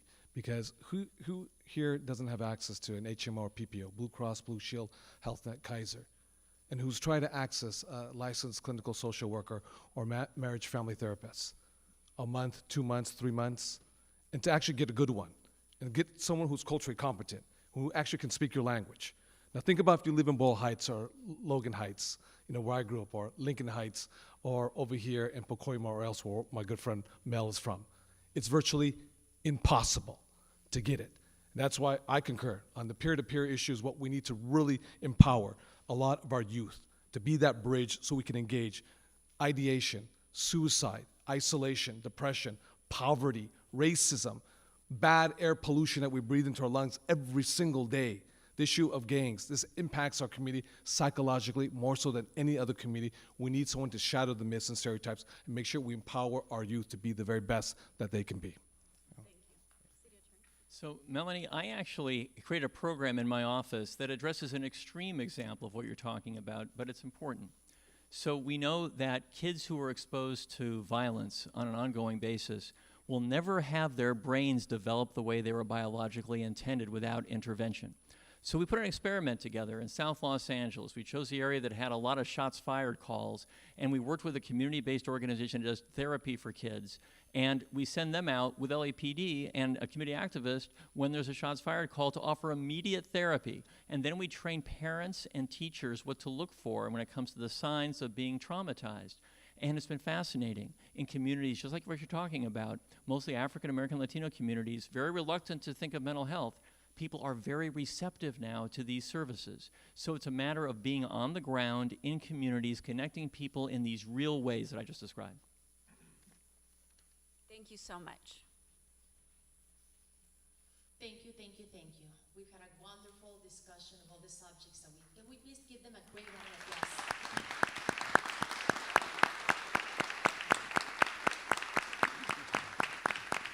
We would like to thank the sponsors. Without them, this would not be possible.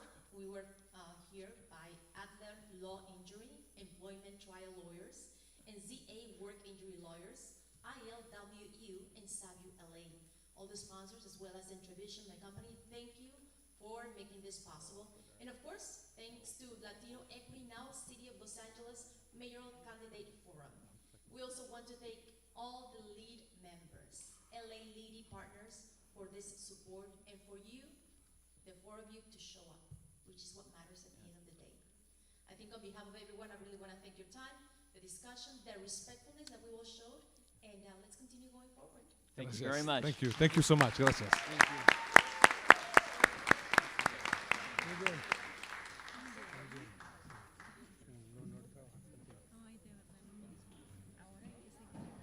Sí, sí.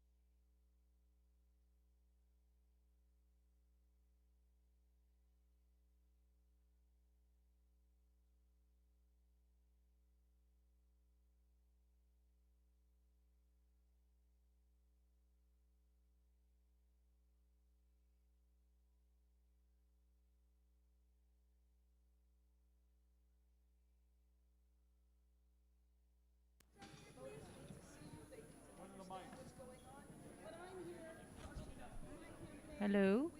Nilsa?